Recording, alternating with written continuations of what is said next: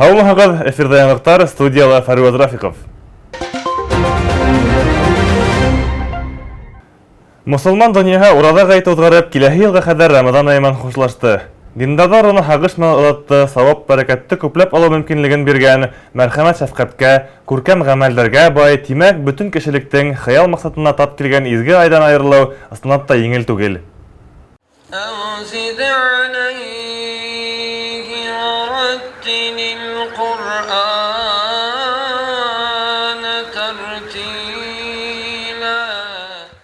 Сибай ҡалаһының барлыҡ иман йорттарында ла ураҙа ғәйеттәре ойошторолдо. Тәҡүә мәсетендә һәр ваҡыттағыса кеше күп булды. Сибайҙарҙы һәм ҡала ҡунаҡтарын ҡала хакимиәте башлығы Рөстәм Авзалов тәбрикләне. Уның һүҙҙәрен Тәҡүә мәсетенең имам хатибы Әғләметдин Ғәзизов ҡеүәтләне. Бөтөн маған ғаләмдә тәрбиә ҡылыусы Аллаһ Тәғәлә маҡтау һәм Пәйғәмбәр саллаллаһу алейһи ва сәлләмдәребеҙ һуңында ҡала халҡын ошо оло булған мусулмандарҙың бөйөк байрамы, ураҙа ғәйете байрамы менән ысын күргән тәбрик итәм. Менә ай буйына әҙәм балалары ураҙа тоттолар.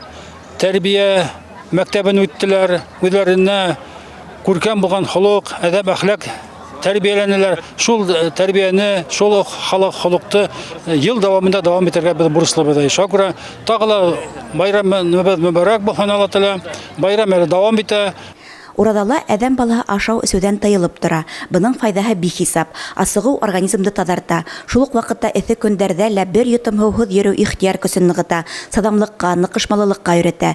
Бындай хәлдә кеше ризыҡтың ҡәҙерен нығыраҡ аңлай башлай. Сирлеләргә, мохтаждарға ҡарата мәрхәмәт, шәфҡәте арта. Рамаҙан дауамында мусулмандар тәрәүих намаҙҙары уҡыны, Ҡөрьән аяттарын ятланы. Был ғәмәле әлбиттә ураҙанан һуң да туҡтап ҡалырға тейеш түгел. Мусулмандың һәр көндө алға ынтылыу.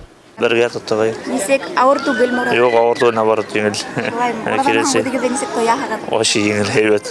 Урада тотоу, таҙарыныу, күңелдән наҙарыныу, гонаһлардан тыйылыу һәм Аллаһ Тәғәләнең юлында булыу һәм Аллаһ Тәғәләнең ҡушҡан әмерен үтәү иң беренсе шул. Һәм үҙеңәндә заниматься итәүен. Быйылғы йыл шул тиклем хикмәтле йыл булды. Әлхәмдүлилләһ, шөкөр. Тәрәүихтәргә шул тиклем шатланып килдек. Тәрәүих намаҙҙарында уҡып, шатланышып, мына бер-беребеҙ менән айырылыша алмай, хатта инде серләшә, төндә бергә ҡайттык бит инде. Әлхәмдүлилләһ, шөкөр, салауаттар әйтә. Мына нимәһе менән мөһим тип әйтәм, ошолай мәсеттәргә йөрөү, ул безнең иманыбыҙҙы нығыта, дуҫлығыбыҙҙы арттыра, бәрәкәт бирә Аллаһ Тәғәлә. Һәм мына халыҡ араһында, милләт араһында шундай матур татыулыҡ була. Урада шундай изге ғәмәл мусулман халҡында, мына мин 4-нче йыл был изге ураҙаны тотам, тырышып. Һәм ул миңә шул хәттем күп нәмәләр бирә инде. Беренсенән физик яҡтан ул миңә еңеллек килтерә. Икенсенән рухи яҡтан да ул мине байыта. Сабырлыҡ дигән төшөнсәне ныҡ бирә инде миңә. Менә шуны менән ул минең өсөн бик ҡәҙерле. Ураҙа тотоу ҙур мәктәп. Әҙәм балаһы унан һабаҡ алып, һығымта яһап, тормошта яңы батҡыста күтәрелергә тейеш. Рамаҙан орлоҡтарын башҡа бөтөн айҙарға сәсеү, таратыу һәр мусулмандың изге бурысы. Шуны ла онотмайыҡ. Таҙа кейем һәм саф күңел, кешеләргә изгелек эшләү, күңелдәрен күтәрерлек йылы һүҙ әйтеү, мохтаждарға хәйер биреү байрам көндәрендә генә түгел, ябай көндәрҙә лә бик кәрәк. Гөлдәр Кадаева, Байрас Байбулов, Любовь Карпова, яңылыҡтар өсөн.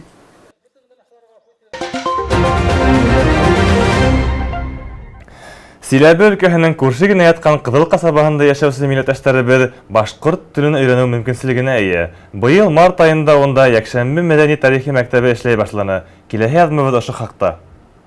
Туған телде өйрәнеү Рәсәй Конституцияһы менән нығытылған һәм закон менән яҡлана. Һуңғы йылдарҙа дәүләт теле булған башҡорт телен өйрәнеүгә үҙ төбәгебеҙҙә генә түгел, унан ситтә лә айырым иғтибар бирелә. Ошо ауылдың 2-нче мәктәбе директоры Смелова Любовь Геннадьевна ошо тәҡдимде ҡабул итеп, беҙгә ошонда бик матур бүлмә бирҙе, шарттар тыуҙырҙы һәм миңә ошо эшкә саҡырҙы инде. Мин шатланып, риза булдым, сөнки һәр бер башҡорт балаһы үҙенең туған телдә һөйләшергә, үҙенең мәҙәниәтен белергә тейеш дип уйлайым. Беҙҙең ял мәктәбендә 20 бала иҫәптә тора, шуның 18 бала безнең мәктәптән, икенче мәктәптән, 2 укучы инде авылның беренче мәктәбеннән. Туган телдә өйрәнү өчен махсус бүлмә бүленгән. Башкортстан Республика һәм Силәбе өлкәһе җитәкчелеге әсә теле кабинеты җиһазландырылга, карамалдар һатып алырга ярдәм иткән.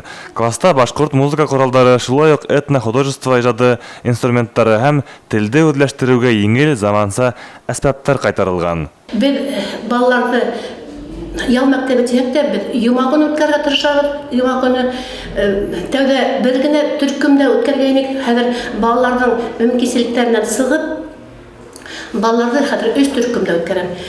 Сәгать 12-нән Соколки авылындагы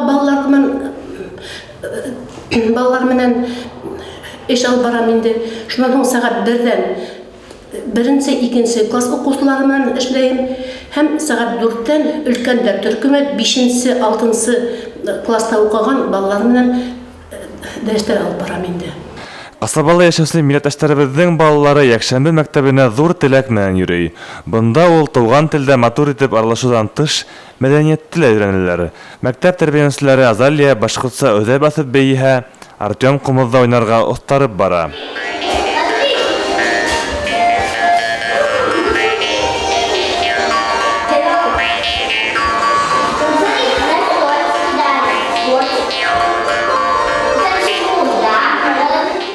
Яңы уҡыу йылы башынан якшәмбе мәктәбендә уҡыусылар һанын тағы ла арттырыу көтөлә.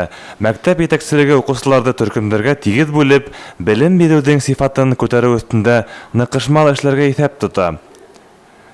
Гөлдар Ҡадаева, Фәруаз Рафиков, Байрас Байбулов, Любовь Карпова, яңылыҡтар өсөн.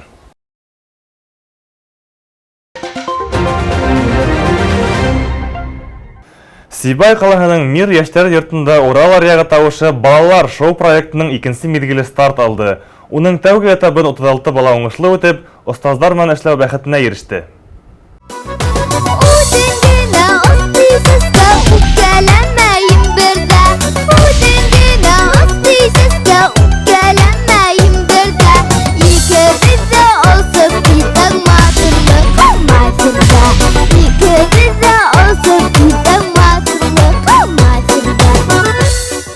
Проекттың беренсе тыңлауҙарында икенсе миҙгел остаздары Сибай концерт театр берекмәһе солисы Сөмбөл Моратова, Сураш вокаль ансамбле етәксеһе Руслан Тимербулатов, автор башҡарыусы, режиссер, йырсы Аннет Подрякова, бейеүсе акробат, рэпер, шоумен Алтынай Вәлитов 44 баланың сығышын ҡараны. Әбйәлил, Баймаҡ, Хәйбулла, Белорет райондары, Сибай, Баймаҡ, Магнитогорск ҡалаларынан килгән һәләтле балалар уларҙың һәр ҡайһыһының күңеленә йырлап юл тапты.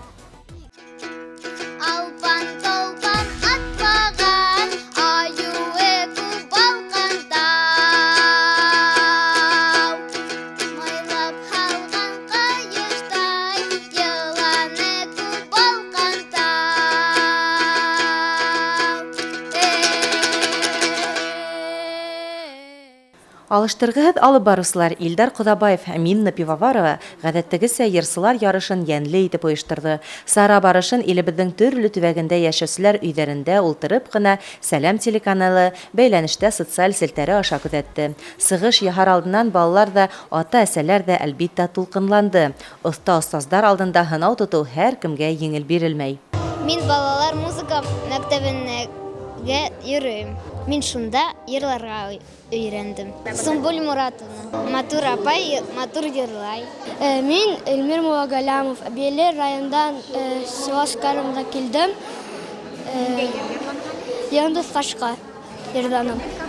31 майға кәҙәр остаздарҙы эшлекле мәл көтә. Улар командаға йыйған ҡыҙҙар малайҙарҙы проекттың сираттағы ярыш төрө батылға әҙерләй.